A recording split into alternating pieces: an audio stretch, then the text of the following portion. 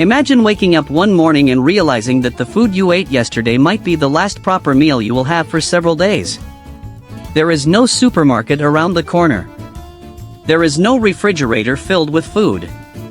There is no delivery service. And there may not even be enough bread for your family. This was not a survival story happening to a handful of soldiers trapped on a battlefield.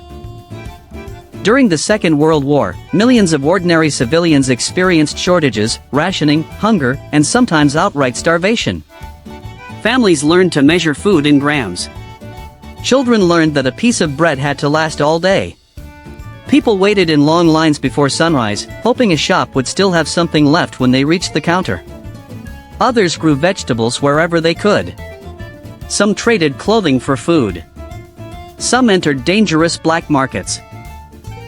And in the worst situations, people ate things they would never have considered food before the war. Yet people survived. Not because there was some secret miracle diet.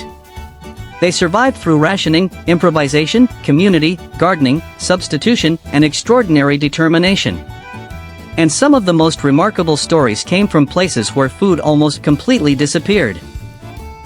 Before the war, most people rarely thought about how complicated the modern food system actually was. Food traveled. Ships crossed oceans carrying grain, meat, sugar, and other supplies. Trains moved food between cities. Trucks carried it from farms to markets. But war could break every part of that system. Ships were sunk. Railways were bombed. Roads became dangerous. Fields became battlefields. Farmers were conscripted. Fuel became scarce. And occupying armies could seize agricultural production. Suddenly, food wasn't just something people bought. Food became a strategic resource. Governments realized that if they couldn't control food supplies, civilian populations could collapse. So rationing became one of the defining features of civilian life in many countries. Instead of simply going into a shop and buying whatever you wanted, you might receive ration books or coupons. Those coupons determined what you were legally allowed to purchase. The system wasn't designed to make everyone comfortable. It was designed to make limited supplies last. Imagine standing in a grocery shop in Britain during the war. You have money in your pocket. But money alone isn't enough. You need your ration book. And even with the correct coupons, the shop may not have the food you want. One week there might be enough potatoes. Another week there might be very little meat. Sugar, butter, tea, eggs and other foods could be strictly controlled. Families had to plan carefully. A mother might look at the week's ration and think about how to turn it into several meals. Nothing could be casually wasted. A leftover piece of bread mattered. Vegetable peelings mattered. Cooking fat mattered. Even the water used to cook vegetables could sometimes be reused. The kitchen became a place of constant calculation. How much can we eat today? How much needs to last until Friday? What can we replace? What can we grow? And what can we trade? For many families, survival began with one simple skill. Making a little food go much further than it normally would. A traditional meal could change dramatically during wartime. If meat became expensive or unavailable, families used less of it. A small amount of meat might be added to a much larger stew. Vegetables, potatoes, grains, or other available ingredients filled the rest of the pot. The goal wasn't necessarily to make the meal delicious. The goal was to make it filling. Bread became precious. People learned recipes designed around whatever ingredients were available. A meal that once contained several expensive ingredients might be transformed into something much simpler. And cooks became experts at substitution. If sugar was difficult to obtain, people searched for alternatives. If butter was scarce, other fats were used. If wheat flour was limited, recipes could be altered with other grains or ingredients. This produced something interesting. Wartime food wasn't simply about eating less. It was about relearning what counted as food. People became creative because they had no other choice. One of the most important survival strategies was surprisingly simple. Grow food. In Britain, the government encouraged people to cultivate gardens through the famous Dig for Victory campaign. Gardens, parks, school grounds and other available spaces could be used to grow vegetables. Potatoes. Carrots. Cabbage. Onions. Beans. Anything that could provide calories or nutrition became valuable. Children helped. Adults dug. Families learned to preserve whatever they could grow. A garden couldn't replace the entire national food supply. But millions of small gardens could make a difference. And psychologically, growing food gave people something else. Control. When the outside world was uncertain, a garden offered a tiny piece of certainty. You planted a seed. You watered it. You waited. And eventually, something edible appeared. For families living through war, that could mean more than a vegetable. It could mean another meal. But gardening wasn't equally possible everywhere. Imagine living in a major European city. Your home may have no garden. The surrounding countryside may be occupied. Food deliveries may be interrupted. And thousands or millions of other people need the same supplies. That was when food shortages became much more dangerous. In occupied Europe, food could be taken for military needs. Farmers might be required to surrender part of their production. Transport disruptions made distribution even harder. Official rationing could provide some food, but sometimes it wasn't enough. This created a second economy. The black market. People began trading food outside official systems. A farmer might exchange eggs for clothing. Someone in a city might trade jewelry for potatoes. A family might sell something valuable simply to buy bread. The transactions were often illegal. But hunger changes the meaning of risk. When your child is hungry, the law can become less important than survival. The black market could be dangerous. You could be arrested. You could be cheated. You could lose everything. And prices could become enormous. But it also became a survival network. Food moved through unofficial channels from places where it was available to places where it wasn't. A farmer might have potatoes but need shoes. A city worker might have clothing but need food. Someone else might have cigarettes, alcohol, jewelry, or another valuable item. The result was an informal economy based on exchange. A person's possessions became potential food. A wedding ring could become bread. A coat could become potatoes.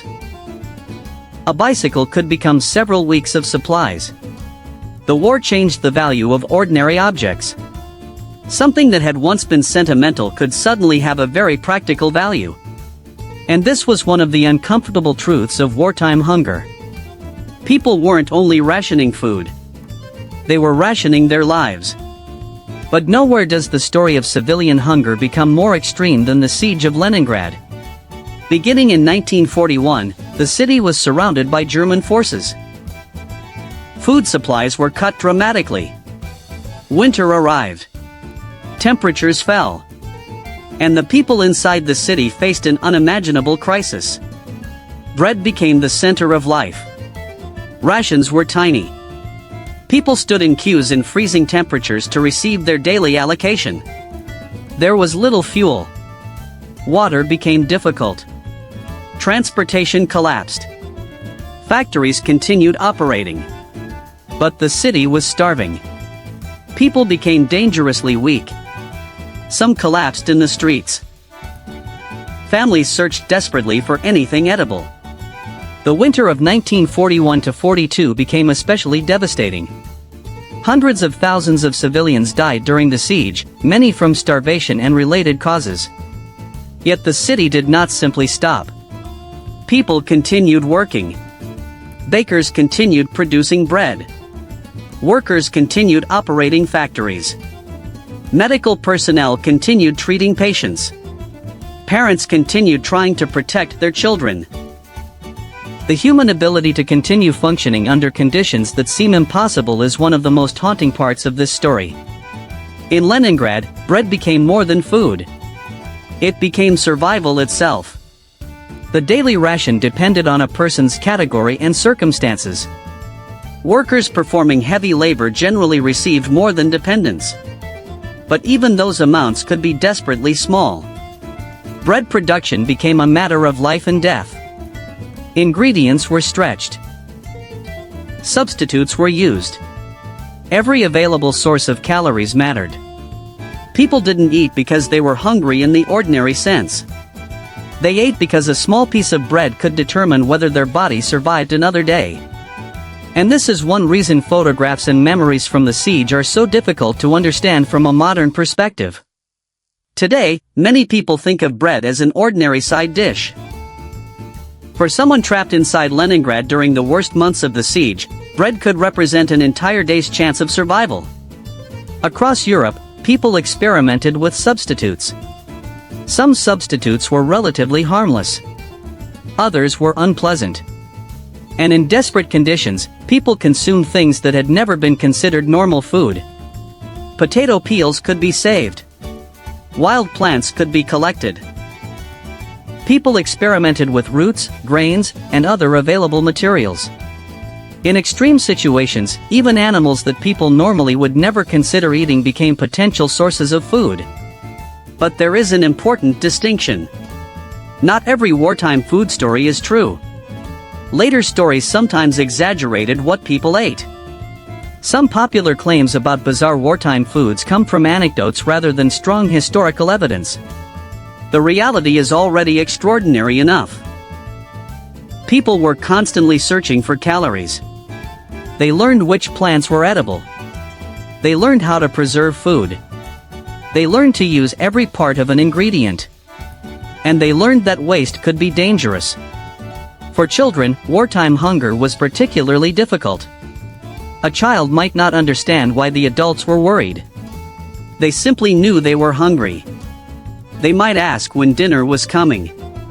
The answer could be uncertain. Parents sometimes hid their own hunger to give children more food. A mother might pretend she had already eaten. A father might quietly give his portion to his child. Children also became participants in survival. They helped collect firewood. They worked in gardens. They waited in ration queues. They carried food home. And sometimes they searched for edible plants or whatever food could be found. For an entire generation, childhood became mixed with responsibilities that would normally belong to adults. The war didn't just change what people ate. It changed how children understood food. A piece of bread wasn't something to leave on a plate. It was something you protected.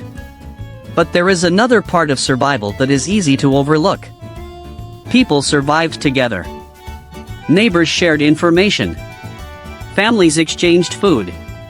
Communities organized kitchens. Workers helped each other. Farmers and city residents traded with one another. Someone who had vegetables might share them with someone who had medicine. Someone who had access to fuel might help a neighbor cook.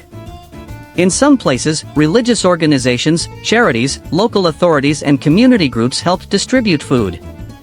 These networks didn't eliminate hunger.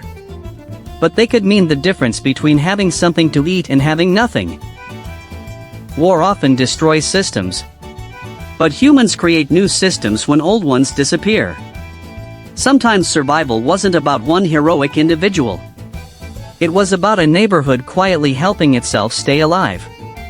After years of shortages, food itself could carry emotional meaning.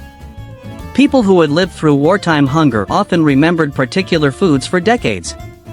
A simple piece of bread. A potato. A bowl of soup.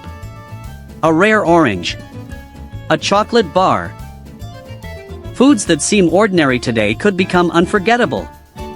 And when the war finally ended, hunger did not disappear immediately. Transport networks needed rebuilding. Farms had been damaged. Cities were destroyed.